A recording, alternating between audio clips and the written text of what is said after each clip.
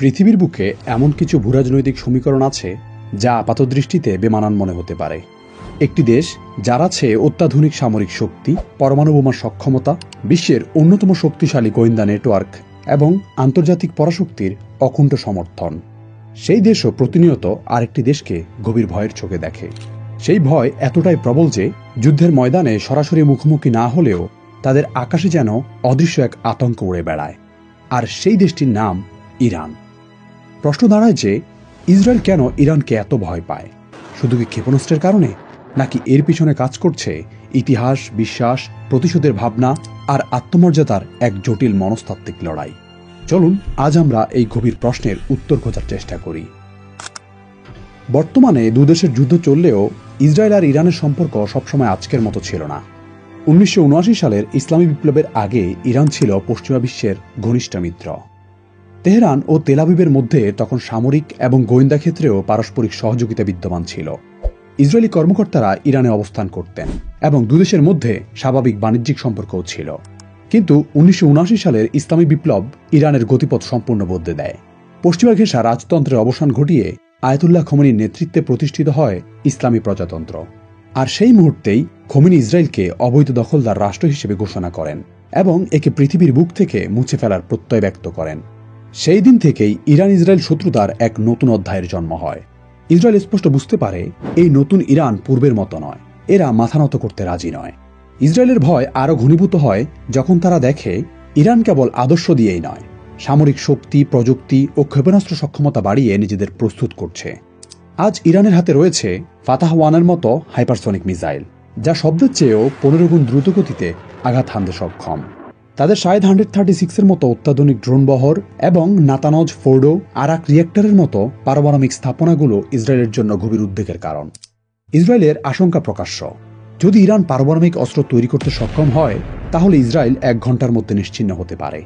এই গভীর নিরাপত্তাহীনতার অনুভূতি থেকেই ইসরায়েল গোপনে ইরানের পরমাণু বিজ্ঞানীদের হত্যা করে। তাদের গোপন স্থাপনাগুলোতে সাইবার আক্রমণ বা বিস্ফোরণ ঘটায়, যাতে ইরানের পারমাণবিক কর্মসূচি শ্লথ হয়। তবে ইরানের প্রস্তুতি কেবল নিজেদের সামরিক সক্ষমতা বৃদ্ধিতে সীমাবদ্ধ থাকেনি। তারা মধ্যপ্রাচ্য জুড়ে গড়ে তুলেছে এক আঞ্চলিক প্রতিরোধ নেটওয়ার্ক, যাকে প্রতিরোধ অক্ষ বা অ্যাক্সিস অফ রেজিস্ট্যান্স বলা হয়। লেবাননের হিজবুল্লাহ, সিরিয়ার বিভিন্ন মিলিশিয়া গোষ্ঠী, ইরাকের পপুলার মোবিলাইজেশন ফোর্সেস বা পিএমএফ এবং ইয়েমেনের হুতি বিদ্রোহীরা এই নেটওয়ার্কের অন্তর্ভুক্ত। ইসরায়েল এই পুরো কাঠামোকে ইরানিয়ান ক্যান্সার বেল্ট হিসেবে আখ্যায়িত করে, যা তাদের নিরাপত্তার হুমকি হিসেবে দেখে। অন্যদিকে ইরান এটিকে তাদের অস্তিত্বের নিরাপত্তা বলয় এবং সাম্রাজ্যবাদী শক্তির বিরুদ্ধে প্রতিরোধের প্রতীক হিসেবে দেখে।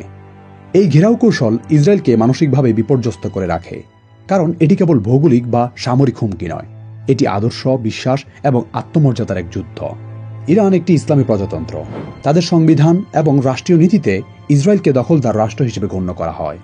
প্রতি বছর ইরানে আল কুদস দিবস পালিত হয়, যেখানে লক্ষ লক্ষ মানুষ ইসরায়েলের বিরুদ্ধে প্রতিবাদে রাস্তায় নামে। এই দিবসটি মুসলিম বিশ্বের কাছে ফিলিস্তিন ইস্যুর প্রতি সংহতি প্রকাশের একটি বড় প্ল্যাটফর্ম। অন্যদিকে ইসরায়েল ইরানকে কেবল একটি আঞ্চলিক হুমকি নয়, বরং তাদের অস্তিত্বের জন্য এক সার্ভাইভাল থ্রেট হিসেবে দেখে। ইসরায়েলের কাছে এই আদর্শিক সংঘাত স্রেফ দমনযোগ্য নয়, বরং এটি যেন এক ধর্মযুদ্ধের মতো, যেখানে তাদের নিজেদের অস্তিত্ব ঝুঁকির মুখে। ইসরায়েল সরাসরি সর্বাত্মক যুদ্ধে না গিয়েও পর্দার আড়াল থেকে ইরানকে আঘাত করে চলেছে। 2010 সালে স্টাক্সনেট ভাইরাস ছড়িয়ে দিয়ে ইরানের পরমাণু প্রকল্পে মারাত্মক ক্ষতি সাধন করা হয়। এরপর ইরানের শীর্ষ পরমাণু বিজ্ঞানী মোহসেন ফখরিজাদেকে গাড়ি চালানোর পথে গুলি করে হত্যা করা হয়। এছাড়াও ইরানের আকাশসীমায় গোপন ড্রোন ও জ্যামিং সিস্টেম চালানো হয় বলে অভিযোগ রয়েছে। কিন্তু ইরানও চুপ থাকেনি। তারা ইসরায়েলের সামরিক ঘাঁটিতে শাহেদ ড্রোন পাঠায়। তাদের সাইবার বাহিনী ইসরায়েলের ব্যাংক ও গুরুত্বপূর্ণ তথ্যভাণ্ডারে হ্যাক চালায়। এই অদৃশ্য এবং ছায়াযুদ্ধই ইসরায়েলকে দিন রাত এক অনিশ্চিত আতঙ্কে রাখে। সম্প্রতি মধ্যপ্রাচ্যের উত্তেজনা যখন চরমে ওঠে, তখন সেই ভয় বাস্তবে রূপ নেয়। ইসরায়েল ইরানের পরমাণু স্থাপনায় হামলা চালালে ইরানও শত শত ড্রোন ও সেজ্জিল ক্ষেপণাস্ত্র দিয়ে পাল্টা জবাব দেয়। এটি ছিল ইসরায়েলের মাটিতে ইরানের প্রথম সরাসরি সামরিক হামলা। এই ঘটনা ইসরায়েলকে নতুন করে ভাবতে বাধ্য করেছে। ইরানকে আর দূর থেকে শত্রু ভাবা যাবে না, এটি এখন প্রতিশোধের আগুন হয়ে উঠেছে, যার স্ফুলিঙ্গ যে কোনো মুহূর্তে বড় সংঘাতের জন্ম দিতে পারে। ইসরায়েল ইরানকে ভয় পায়, কারণ ইরান শুধুমাত্র সামরিক শক্তি বা প্রযুক্তিতে নয়, তাদের আত্মমর্যাদা, টিকে থাকার অদম্য ইচ্ছা এবং প্রতিরোধের প্রতীক হয়ে উঠেছে। ইরান হারেনি, টিকে থেকেছে, উন্নতি করেছে এবং হাজারো চ্যালেঞ্জের মাঝেও মাথা উঁচু করে দাঁড়িয়ে থেকেছে। ইসরায়েল জানে এই ইরান যদি আরও শক্তিশালী হয় এবং পারমাণবিক সক্ষমতা অর্জন করে তাহলে আঞ্চলিক ক্ষমতার ভারসাম্য সম্পূর্ণ বদলে যাবে। ইসরায়েল এবং তার মিত্রদের আধিপত্য তখন হুমকির মুখে পড়বে। তাই তারা ভয় পায় এক ইরানকে, যে বিশ্বশক্তির দাপটের কাছে মাথা নত না করে না বলার সাহস রাখে এবং নিজেদের আদর্শ ও সার্বভৌমত্বের জন্য লড়াই করে। এখন প্রশ্ন দাঁড়ায়, এই দীর্ঘমেয়াদী সংঘাতে শেষ পর্যন্ত কে বিজয়ী হবে, ইরান নাকি ইসরায়েল? সামরিক শক্তির দিক থেকে ইসরায়েল হয়তো কিছু কৌশলগত সফলতা অর্জন করতে পারে, ইরানের কিছু স্থাপনা ধ্বংস করতে পারে বা তাদের হামলার গতি কমাতে পারে, কিন্তু যা তারা হারাচ্ছে তা সামরিক অস্ত্র দিয়ে মাপা যায় না। এটা হলো সেই মানসিক ভয় যা এতদিন ইসরায়েল ইরানের উপর চাপিয়ে দিতে চেয়েছিল, আমাদের ধ্বংস করা হবে। কিন্তু এখন সেই ভয় আর নেই।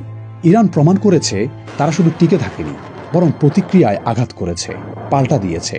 ইসরায়েল যতই চেষ্টা করুক, ইরান আজ অন্যরকম এক মনোবল নিয়ে দাঁড়িয়ে আছে।